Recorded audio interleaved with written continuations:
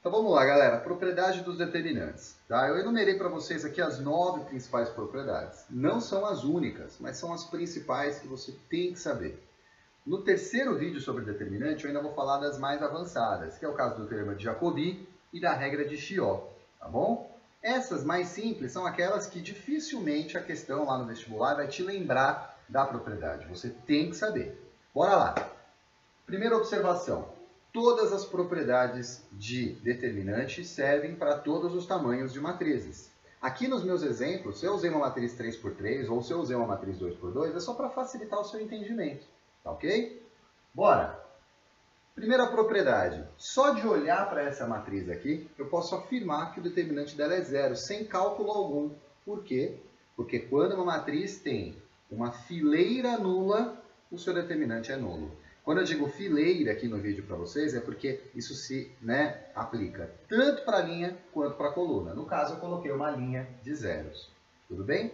Gente, se a gente pensar no método de Sarrus, a hora que você for multiplicar aqui as diagonais, como eu expliquei no segundo vídeo sobre determinante, todos os produtos vão zerar, porque tem fatores nulos, zero. Certo? Segunda propriedade, por que o determinante dessa matriz B também é zero só de você bater o olho nela? Porque ela tem duas fileiras iguais. Ó, a primeira linha é igual à terceira linha. Terceira propriedade, por que o determinante é zero também, sem nenhum cálculo? Essa é um pouquinho mais difícil de enxergar, porque você tem fileiras proporcionais. Dá uma olhadinha, a primeira e a segunda linha, né? A segunda linha é exatamente o triplo da primeira linha. Isso caracteriza e determina que o determinante seja nulo. Quarta propriedade, dá uma olhadinha aqui. Eu tenho duas matrizes que eu só troquei a ordem de fileiras. No caso, eu troquei as duas linhas de posição. Então, era 3, 1, 4, 2. O determinante dessa matriz A, 6 menos 4, dá 2. Se eu troco de posição a primeira e a segunda linha, isso não é matriz transposta, tá? Aqui eu estou trocando linha por linha. Ó. Se eu troco de posição, 4 menos 6, o determinante inverte o sinal, menos 2. A quinta propriedade aqui em cima, acabei de falar dela, aí sim é para transposta. O que ela diz? Que o determinante de uma matriz e o determinante da sua transposta tem o mesmo valor. Olha só, coloquei uma matriz A, determinante, menos 9, menos 10, menos 19. A transposta, linha vira coluna e coluna vira linha. Então a primeira linha 3, 5 virou a primeira coluna, 3, 5. A segunda linha 2 e menos 3 virou a segunda coluna, 2 e menos 3. E olha só o determinante, menos 9 menos 10, também menos 19. O determinante de A é igual ao determinante da A transposta. Isso aparece bastante no vestibular. Estou colocando aqui como sexta propriedade, certo? Dá uma olhada nessas duas matrizes A e B. A matriz A era 2 menos 3, 4 menos 1. Se a gente fizer aqui o produto das diagonais, menos 2 com mais 12, sempre troca o sinal, determinante igual a 10. A matriz B é a matriz A com uma pequena alteração. Eu multipliquei a primeira linha por 2, ó. 2 vezes 2, 4, menos 3 vezes 2, menos 6. E aí, quando você multiplica uma fileira, seja uma linha ou seja uma coluna, por um determinado valor, por um número real, por exemplo, o determinante ficará multiplicado por este valor. Duplicar a primeira linha impactou em multiplicar por 2 o determinante. Olha só, menos 4 com mais 24 dá 20. A sétima propriedade minha aqui é uma consequência da sexta. Imagina que em vez de multiplicar só uma fileira por um número, você multiplicar a matriz inteira.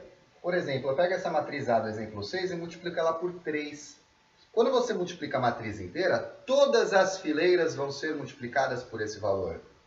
A primeira linha ficou multiplicada por 3, a segunda linha ficou multiplicada por 3. Ou seja, como a matriz é 2 por 2, eu fiz esse produto de multiplicar por 3 duas vezes. E aí fazer vezes 3 vezes 3, o determinante fica multiplicado por 9.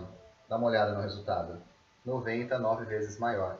Tem uma formulinha para isso, tá? No caso aqui, como eu multipliquei por 3, o meu K vai ser o 3.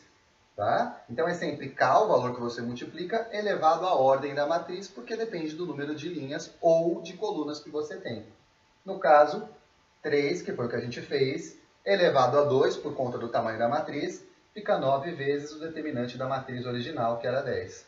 9 vezes 10, 90. Esse também o vestibular adora. Na lista dos alunos do CPD tem um exercício bom sobre isso aí. Tá? Se eu não me engano, da UDESC, Estadual de Santa Catarina.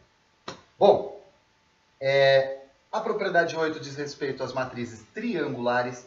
O que é uma matriz triangular? Uma matriz triangular é aquela que identificada a diagonal principal. Ou você tem elementos nulos acima da diagonal principal, ou você tem elementos nulos abaixo da diagonal principal, ou acima e abaixo.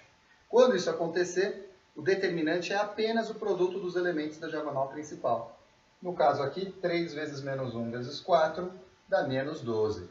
Tá bom? Eu já vi questão, por exemplo, da FUVEST, que era uma matriz 6 por 6, enorme, 5 por 5, e aí pedia para calcular o determinante, só que se você prestasse atenção ali por um segundo, você ia ver que é uma matriz triangular. E aí só me interessa os elementos da diagonal principal. Tá? E a nona, que na verdade é o teorema de Binet, né? Se escreve Binet, com T mudo. O teorema de Binet diz que ele é muito intuitivo. Que o determinante do produto de duas matrizes é o produto dos determinantes separados dessas duas matrizes. Né? Eu acredito que mesmo sem ter conhecimento desse teorema, muita gente aplicaria por intuição. Tá? Galera, como eu disse, tem mais propriedades. No próximo vídeo eu ainda vou falar de Chió, regra de Chió para redução de matriz sem alterar o determinante, e vou falar também um pouquinho sobre o teorema de Jacobi, tá bom? Por enquanto ficam essas propriedades aí para vocês. Valeu!